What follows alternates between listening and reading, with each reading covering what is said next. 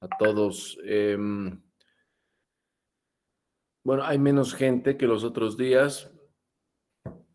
Ya es 7:10, entonces vamos a empezar ya. Voy a empezar a grabar,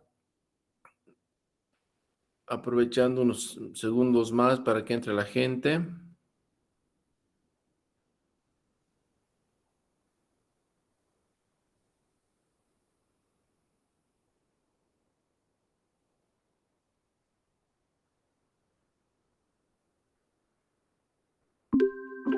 Buenas noches, estudiantes. Bienvenidos a la clase teórica, cuarta clase con mi persona. Soy el doctor Fernando Rengel Claros y hoy vamos a hablar de dos glomerulopatías muy importantes y frecuentes. La primera es la nefropatía lúpica y la segunda es la nefropatía diabética. Entonces, son dos enfermedades súper frecuentes en el medio y de seguro que ustedes se van a enfrentar a un paciente diabético en su vida profesional y también un paciente lúpico, ¿no? Entonces, vamos a empezar ahora. Voy a empezar a compartir la pantalla.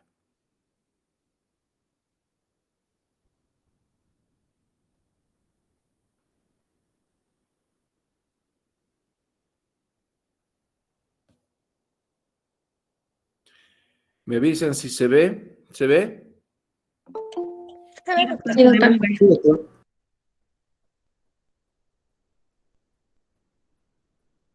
Bueno, ya he admitido a todos.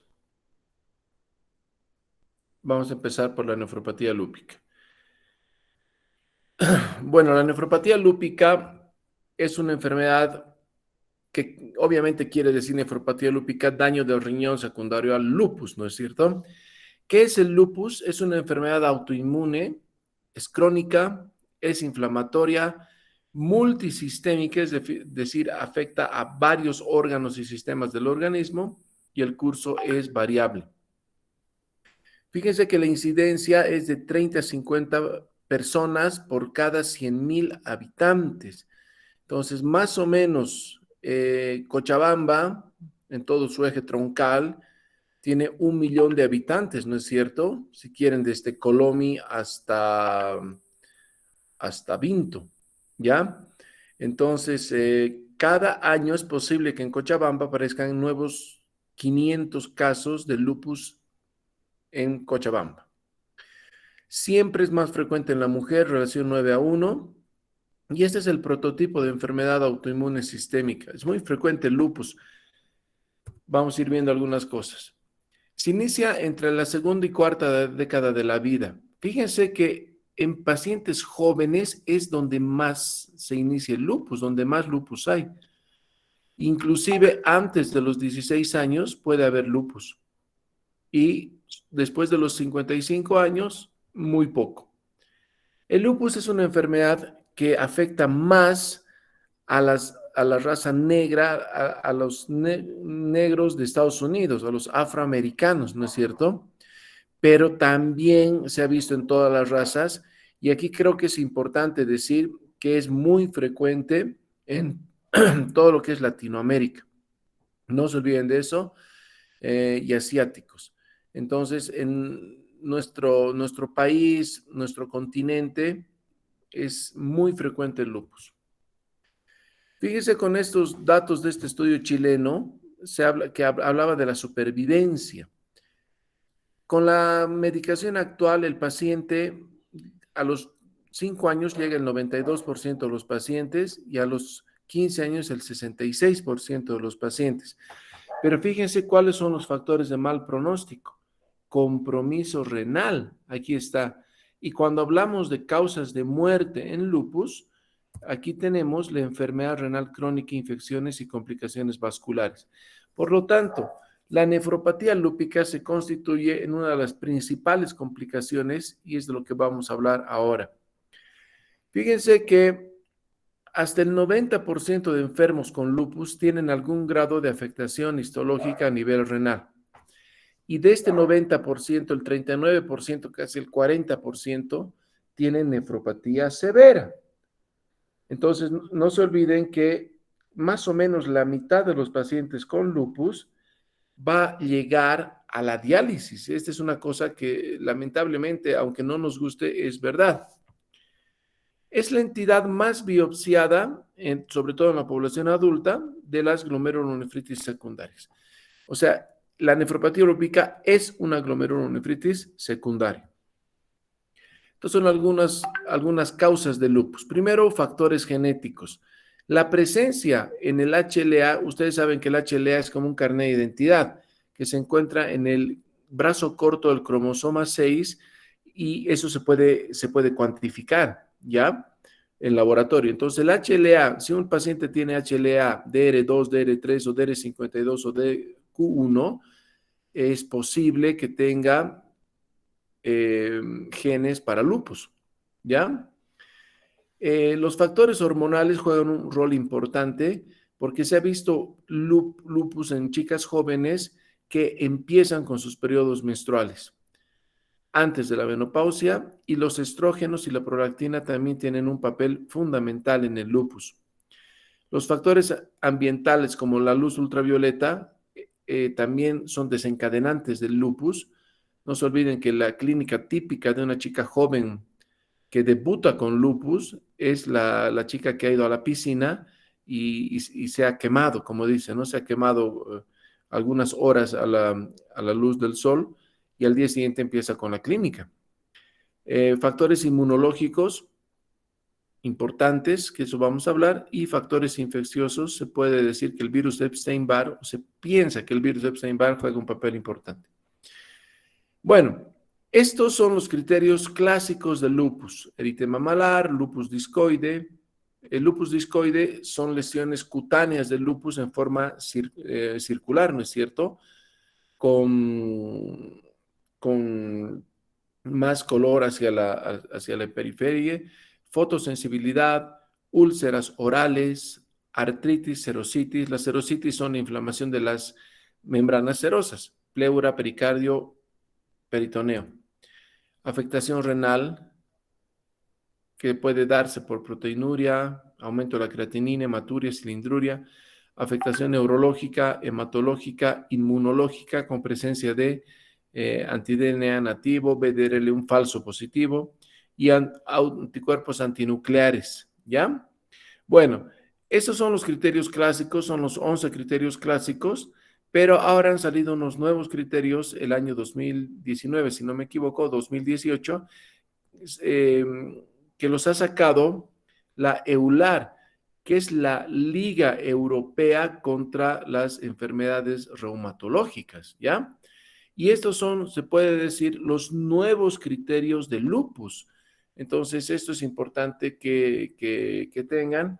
Al final de las clases mías, les voy a pasar las diapositivas y van a tener esto, pero de todos modos, por fines de tiempo no vamos a revisar todo, pero fíjense que si hay síntomas constitucionales, si hay presencia de artritis, patología cutánea, neurológico, hay serositis, hay criterios hematológicos renales. Esto vamos a decir ahora porque es el tema, ¿no es cierto? Proteinuria mayor a 500 miligramos en 24 horas. Biopsia renal positiva, clase 2 o 5, da 8 puntos, pero clase 3 o 4, que son las peores, dan 10 puntos. Y los laboratorios, fíjense que todas estas, si hay alguna de estas cosas, tiene un puntaje y el puntaje se suma. Los pacientes deben tener más de 10 puntos para ser clasificados como lupus, ¿ya? Entonces, estos son los nuevos criterios de lupus o criterios EULAR. ¿Cuál es la clínica del paciente con lupus? El paciente con lupus puede tener, según estos estudios que ven ahí, artritis, eritema malar, que es el famoso eritema en alas de mariposa, ¿no es cierto? El lupus discoide, úlceras mucosas, afectación neurológica, afectación renal, fenómeno de Raynaud y serositis. Este es el laboratorio que se pide en todo paciente con lupus, pero yéndonos al tema, en la nefropatía lúpica, esto es lo que más hay. Los anti-DNAs son los más específicos de lupus, ¿ya? si hablamos de nefropatía lúpica. Por supuesto que todos estos otros también pueden aparecer en el lupus. Y el complemento bajo. Muy bien.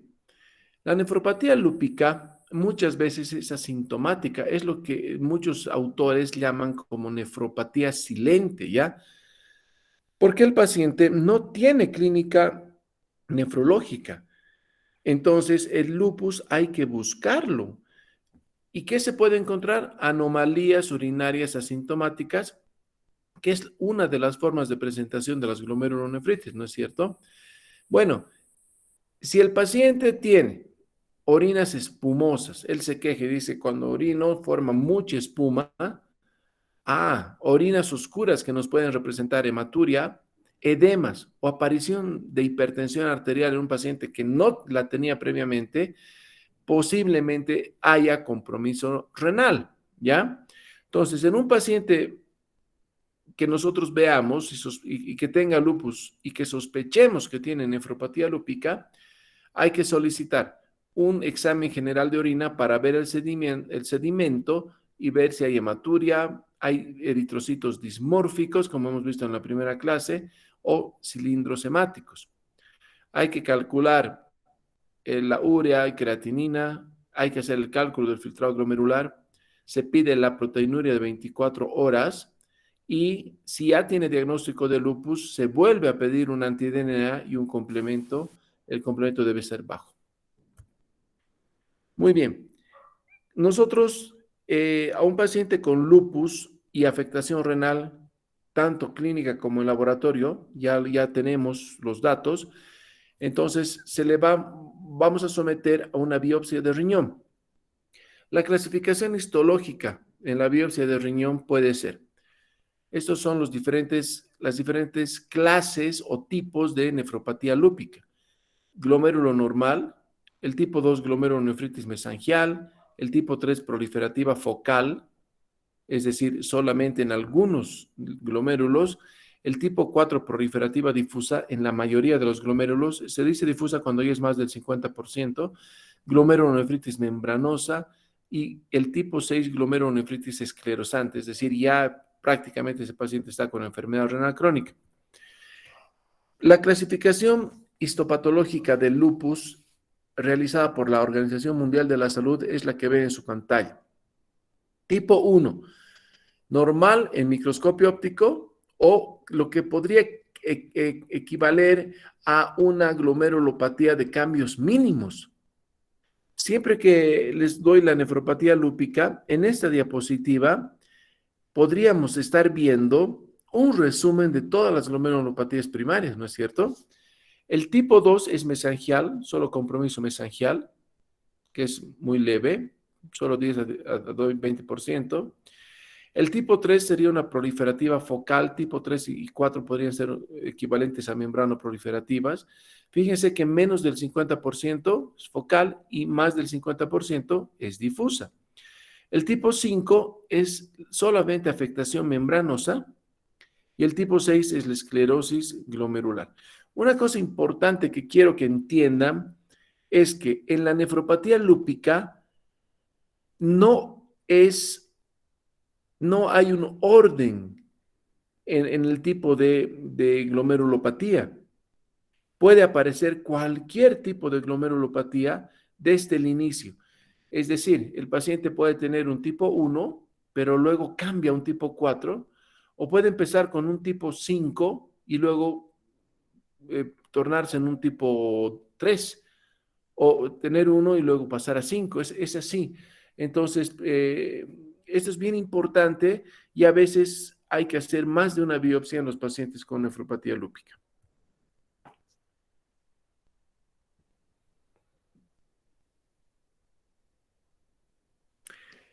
Esto es lo mismo, solo que un poco más técnico. En el tipo 1 los glomérulos serán normales, pero en el microscopio de inmunofluorescencia y óptico se verán depósitos. En la nefropatía mesangial hay ensanchamiento mesangial y proliferación celular.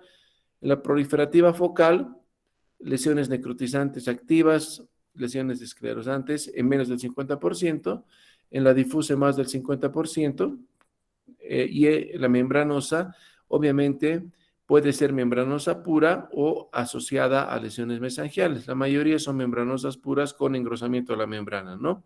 Y el tipo 6, no se olviden que es una enfermedad renal crónica.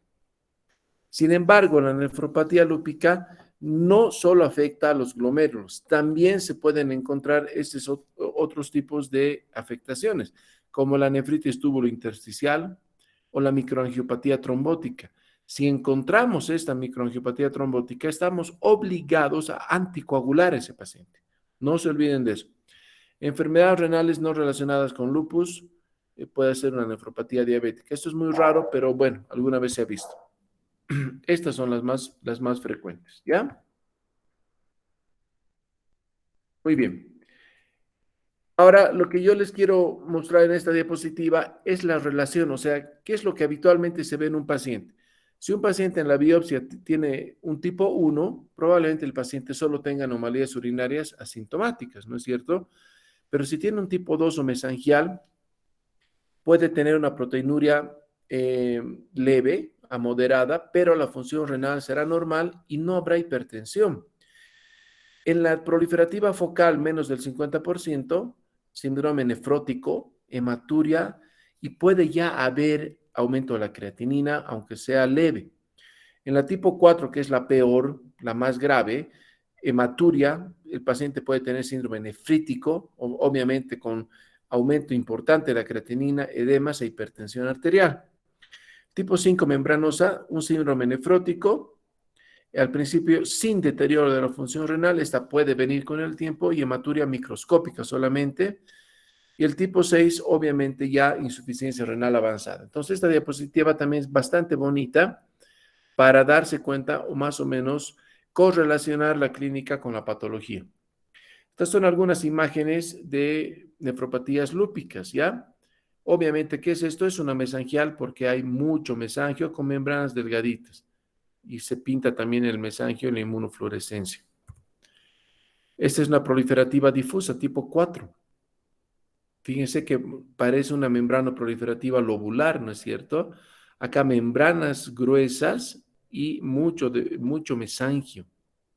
Fíjense estas membranotas.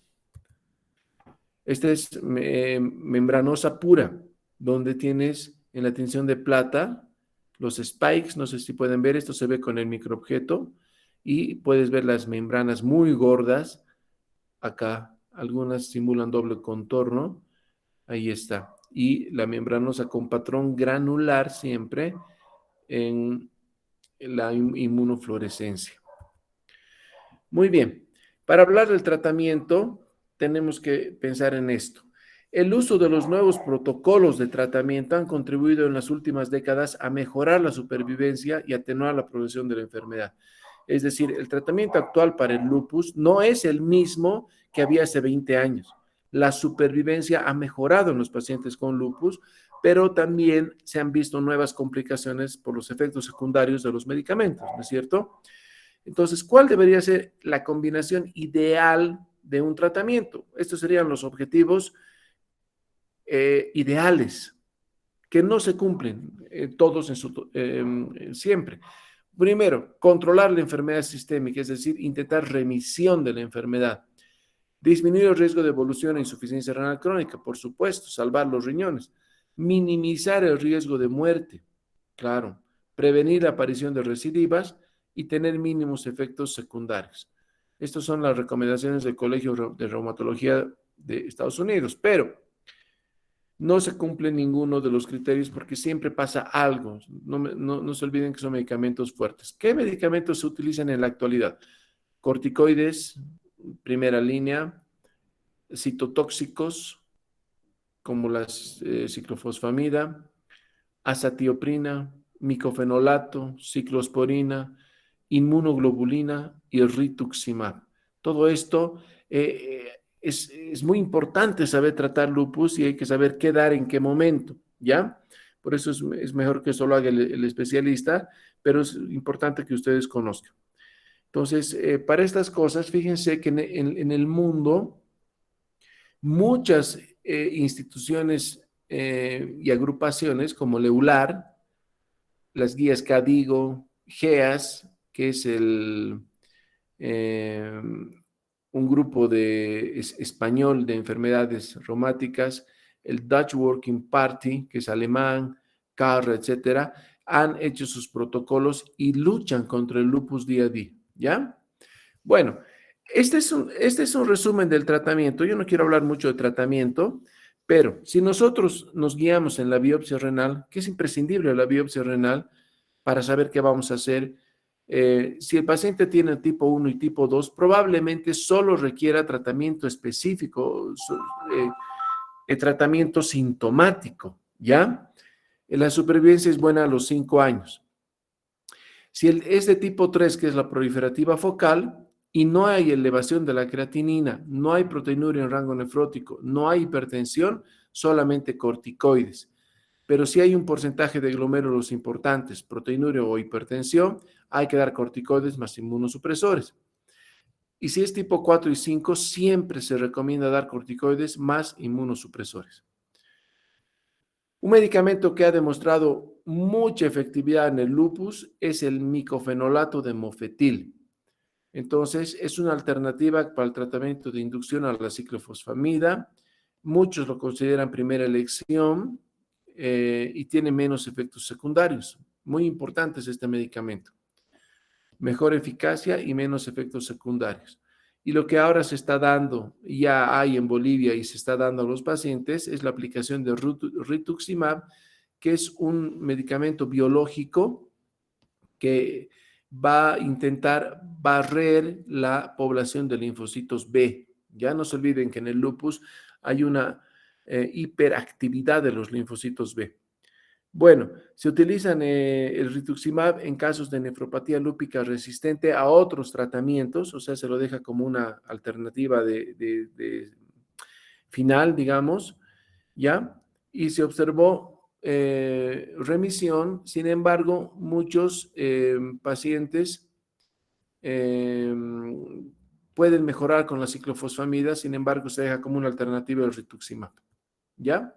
Cuando tú has dado un tratamiento a un paciente con lupus, entonces tenemos que hacer un seguimiento. Para eso calculamos su filtrado glomerular. Obviamente, para esto necesitamos laboratorios, creatinina.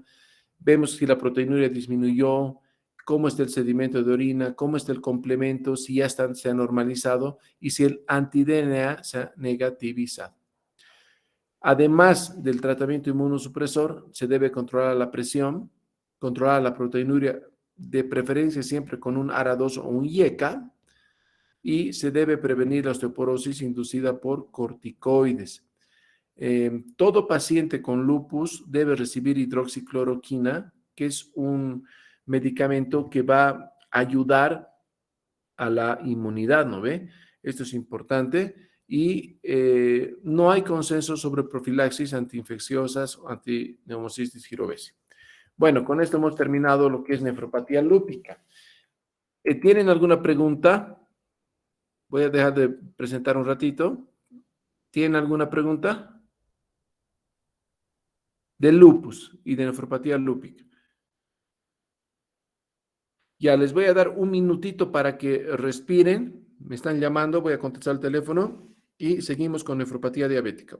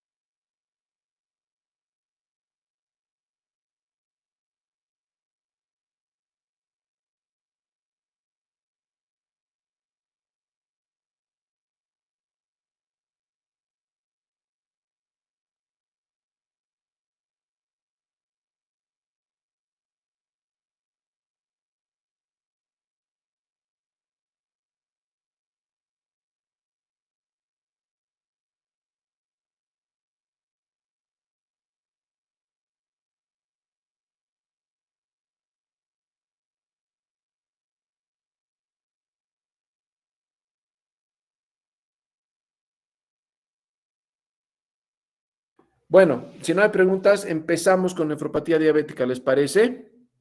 Voy a volver a compartir pantalla. Ahora vamos a hablar de nefropatía diabética, que es un tema bien apasionante, ¿ya? Ustedes tienen que enamorarse de la medicina, muchachos. ¿Ven la presentación? Sí, doctor. Muy bien. Bueno, la nefropatía diabética es la complicación más temida de la diabetes, ¿ya? Y es la más frecuente, lamentablemente. Gran impacto en el bienestar de los pacientes y un alto costo económico. Ya van a ver por qué. También se llama enfermedad renal diabética y es la complicación microangiopática, es una de las complicaciones de la diabetes. La diabetes tiene complicaciones macroangiopáticas, que son arteriosclerosis, microangiopáticas, retinopatía diabética y nefropatía diabética, y las neuropáticas, gastropatía diabética, enteropatía diabética, neuropatía periférica. La nefropatía diabética ocurre en ambos tipos de diabetes y se manifiesta esta es la triada que tiene un paciente diabético con daño renal. Aumento en la cantidad de proteínas en la orina, pero nosotros tenemos que familiarizarnos con un término ahora. Si es diabético, pidamos precozmente esto, microalbuminuria, antes que la proteinuria manifiesta, ¿ya? Presión arterial elevada y empeoramiento progresivo de la función renal hasta llegar a la diálisis. Fíjense que en la diabetes tipo 1, el 20 a 30% de los pacientes desarrollan microalbuminuria antes de los 15 años, pero se ha visto disminución. Entonces, ¿cuál es la causa para que haya menos complicación de los riñones en los diabéticos tipo 1? Que tú sabes el momento del diagnóstico.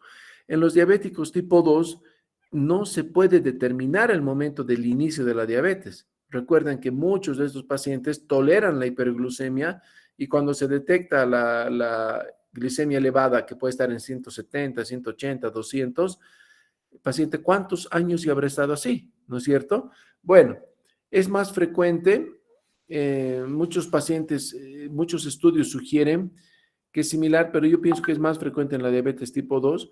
Hay un estudio grande que lo pueden buscar en el internet, ya es clásico, que se llama UKPDS, ¿ya? Que quiere decir United Kingdom, pues hecho en Reino Unido, eh, estudio prospectivo de la diabetes. Ese es el estudio más grande que se ha hecho hasta ahora. Estudiaron 5.100 pacientes con diabetes tipo 2 y a los 10 años vieron que el 25% tenía microalbuminuria. Es una cifra elevada, ¿no? El 25% de diabetes son casi 1.500 personas, ¿ya? Y con el tiempo la proteinuria fue aumentando y de estos 25% a los 2 años ya estaban en diálisis los pacientes. Muy bien. Ese es un dato alarmante. Fíjense que en la actualidad más o menos hay 177 millones de diabéticos en el mundo. Estas son cifras de la Organización Mundial de la Salud, no me las estoy inventando. Y esta misma Organización Mundial de la Salud calcula que para el año 2030, es decir, de aquí a 5 años, no, perdón, a 9 años, va a haber 370 millones de diabéticos. Por lo tanto, ustedes van a ver diabéticos por todo lado y no importa la especialidad que tengas, siempre te vas a cruzar con un diabético. Vas a tener, si eres cirujano, vas a tener que operar diabéticos. Si eres nefrólogo, vas a ver nefropatía diabética. Si eres oftalmólogo, vas a ver retinopatía. Si eres neurólogo, neuropatía y etcétera, etcétera, etcétera. Muy bien. La nefropatía diabética es la causa más común de inclusión de pacientes en diálisis. Y les voy a mostrar esto que es la fisiopatología. Condición principal del desarrollo de la nefropatía diabética es la hiperglucemia. Por eso se recomienda a los pacientes con vehemencia controlen su diabetes. Si no controlan y mantienen cifras permanentes, y eso es importante para sus familiares o vecinos o pacientes diabéticos, si la glicemia está por encima de 130, va a haber consecuencias, ¿ya? Entonces, la hiperglucemia es lo primero. Bueno, ¿por qué? Porque la hiperglucemia per se, por sí misma, quiere decir, ya es glucotóxico, se llama. Es decir, hay un efecto directo lesivo sobre las estructuras glomerulares. Bueno, la hiperglucemia va a producir esto, aumento de la concentración de glucosa en las células mesangiales y por lo tanto proliferación mesangial. Empieza a proliferar el mesangio y empieza a proliferar las células mesangiales. Y en esta enfermedad, las células mesangiales crecen, aumentan de tamaño. Y eso se llama hipertrofia glomerular. Por eso, los pacientes con nefropatía diabética tienen riñones grandes. Esta es una cosa que hay que tomar en cuenta, ¿ya? Los pacientes, los riñones de los pacientes en las ecografías son de 12, 13 centímetros, 14 centímetros. Eso es una cosa esperada. Muy bien. Entonces, hay hipertrofia de células mesangiales, engrosamiento de la membrana basal, hipertrofia glomerular, y esto aumenta la tasa de filtración. Resultado es el primer estadio de nefropatía diabética. Por este motivo es la hiperfiltración glomerular. Entonces, el filtrado glomerular aumenta a niveles muy importantes y ahí es cuando hay que darse cuenta, ¿ya? Para que sepan, el filtrado glomerular normal en el hombre y en la mujer, un poquito más en el hombre, un poquito menos en la mujer, va desde 90 hasta 110. Pero los pacientes diabéticos en este estadio tienen pues 140, 150 de filtrado glomerular. Oye, ¿qué pasa aquí? ¿No es cierto? Muy bien.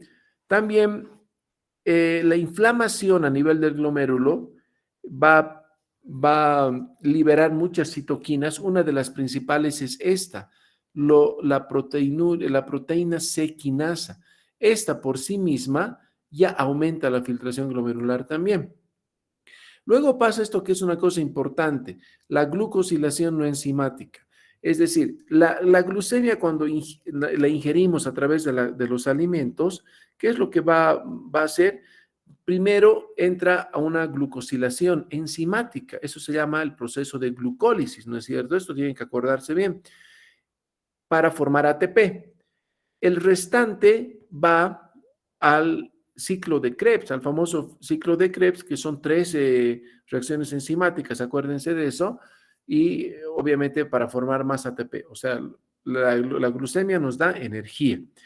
Pero cuando hay un exceso de glicemia, se van por otra vía, no por enzimas, y el problema es esto, la formación de productos finales de la glucosilación avanzada, que les voy a explicar ahorita, y la formación que estos productos liberan más citocinas, más inflamación. Y hay una cosa importante que es la formación de la activación de la vía de los polioles a través del sorbitol. El ser humano tiene esta vía inerte, vamos a decir, inactiva durante toda su vida, pero cuando hay un exceso de azúcar, esta se activa y el sorbitol aparece dentro de las células, de los túbulos de la nefrona, de las células mesangiales. ¿Y qué pasa? Como aumenta el azúcar dentro de las células, por ósmosis el líquido entra y las células se edematizan y muchas de ellas mueren. Entonces, esta es otra cosa importante. Estos son los productos de la glucosilación avanzada. Fíjense, denme un segundito, por favor, me está llamando un paciente que está bastante delicado, ¿ya? Deme un ratito.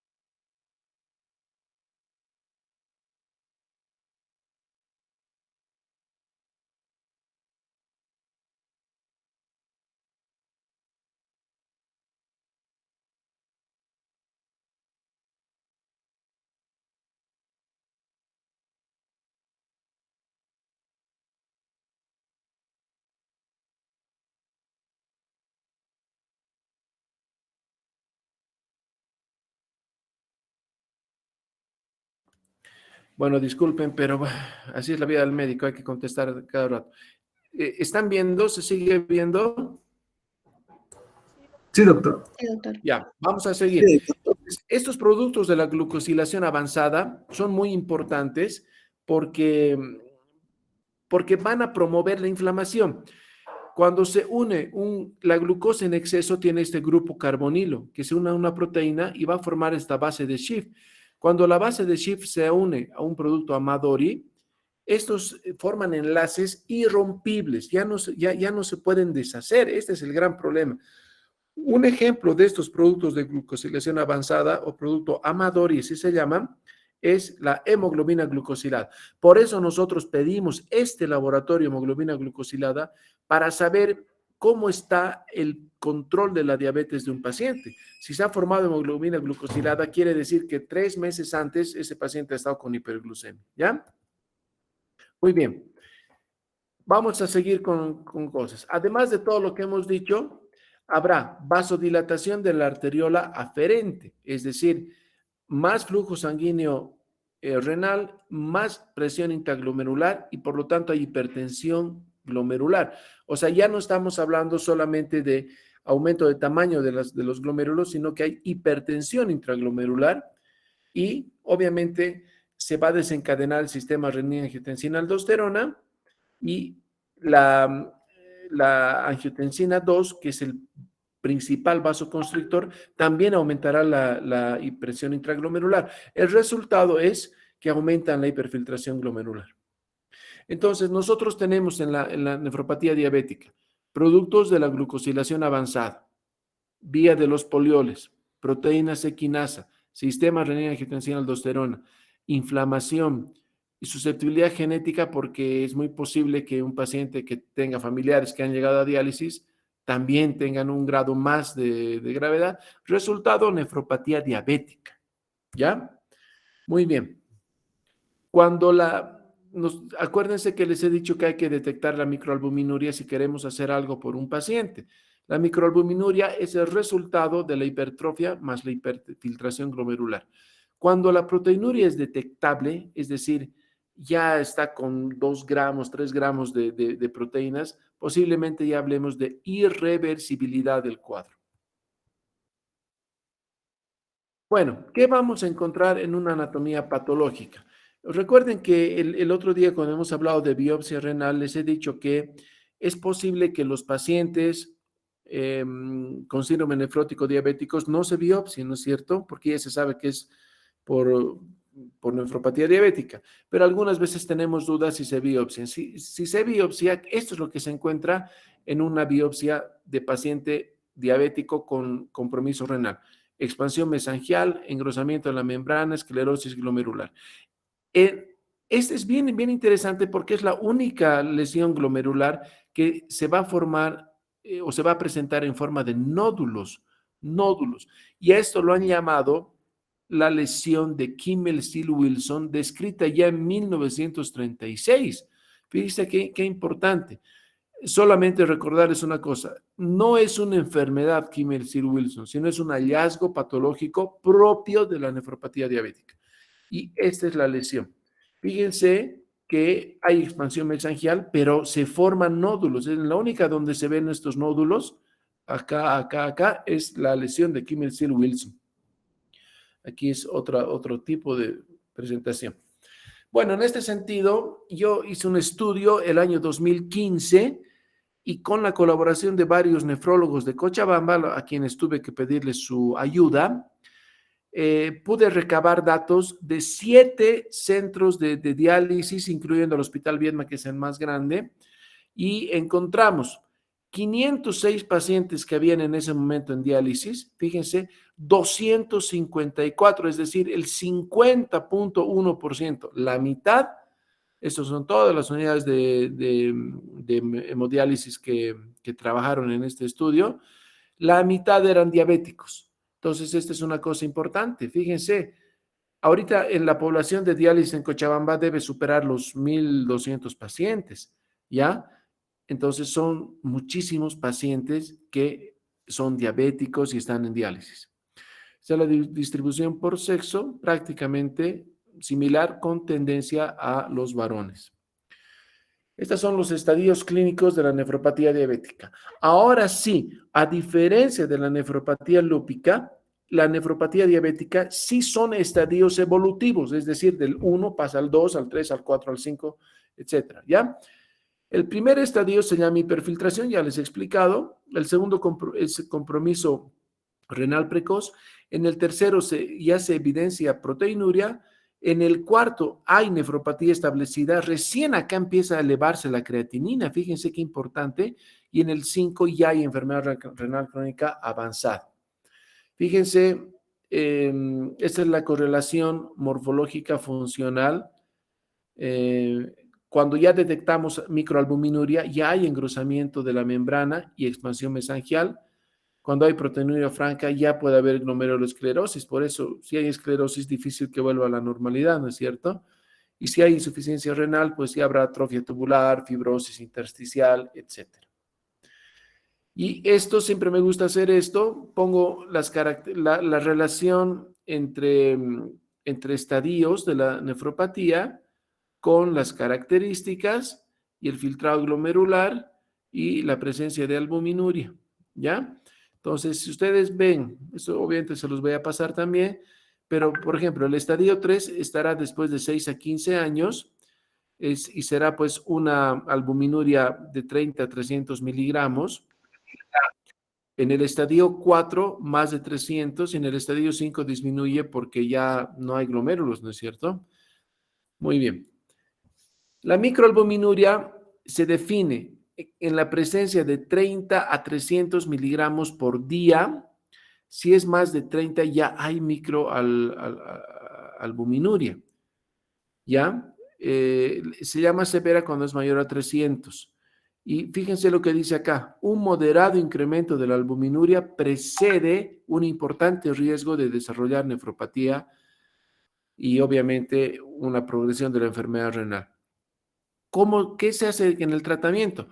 ¿Podemos frenar una nefropatía diabética o podemos solamente enlentecer la progresión? Debemos reducir la proteinuria. ¿Hay regresión?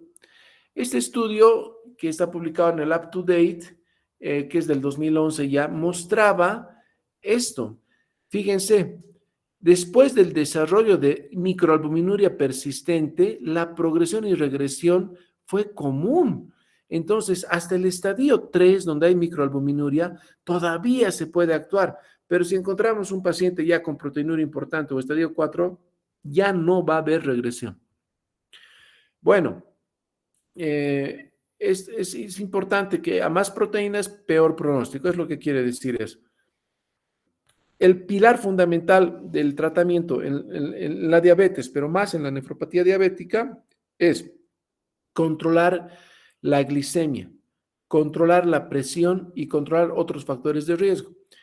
Evitar uso de fármacos nefrotóxicos. Esto es una cosa súper importante porque estos pacientes no pueden recibir AINES, diclofenaco, ibuprofeno, ketoprofeno, ketorolaco, fenilbutazona, etcétera, no deben recibir. El paciente siempre debe bajar de peso y tener un índice de masa corporal menor a 30, eso sería lo ideal.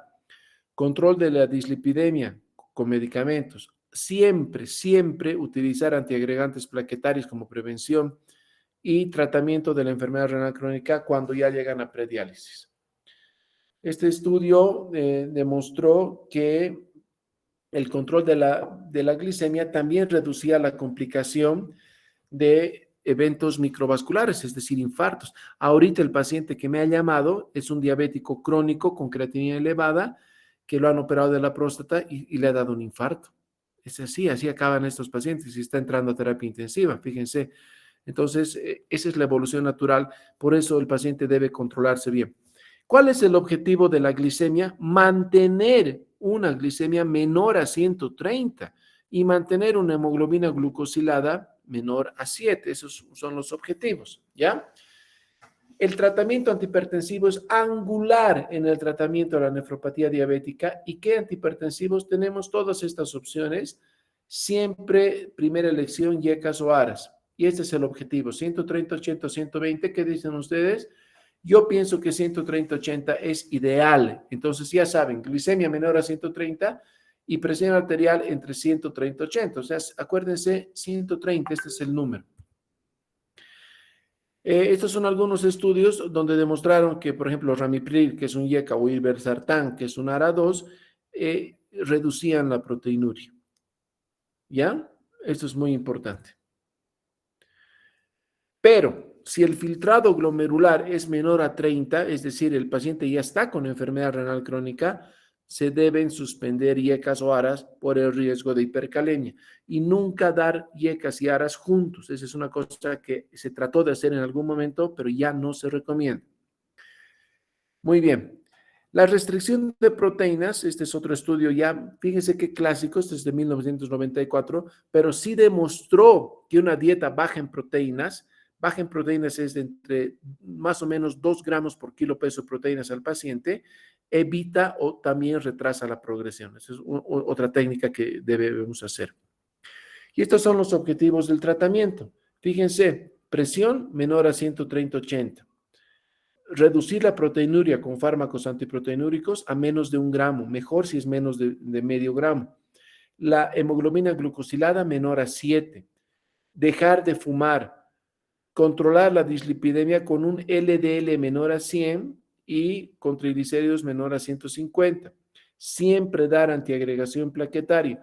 Siempre recomendar al paciente ejercicios por lo menos de 1 hora al día, 5 días a la semana, y reducción de peso si hay obesidad.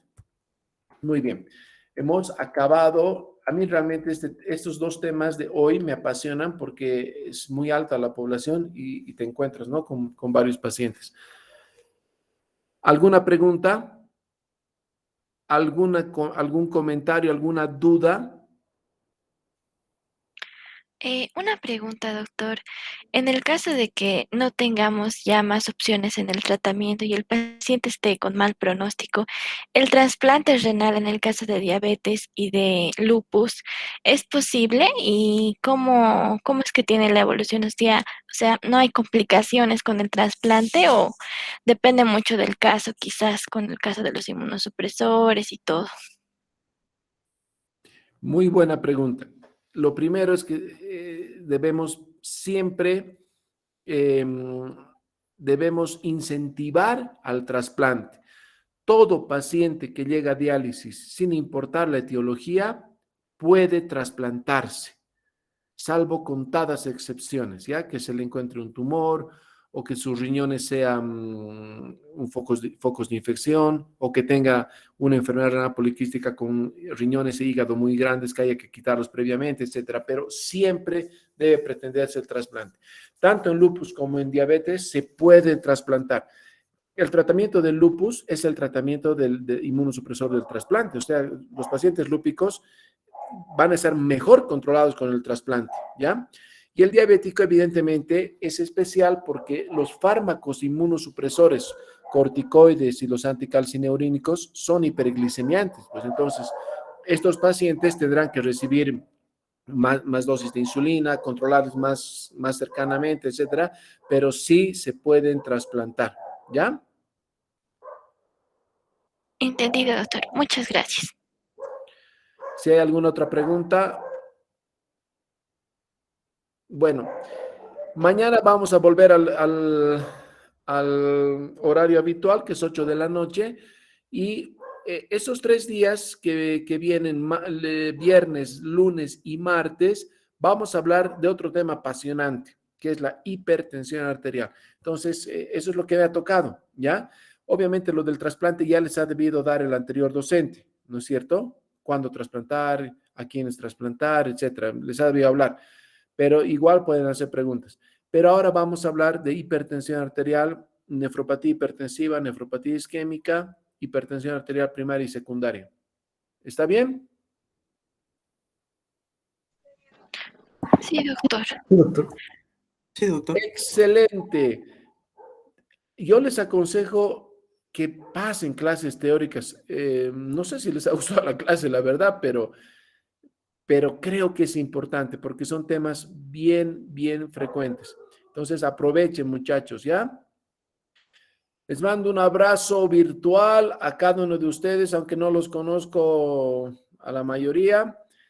y mañana a las 8 de la noche los espero que haya más afluencia de estudiantes para hablar de hipertensión arterial. Bueno, Está bien, doctor. gracias Buenísimas por tu... clases, doctor. Muchas gracias. No, de qué, pues un gusto. Nos vemos entonces.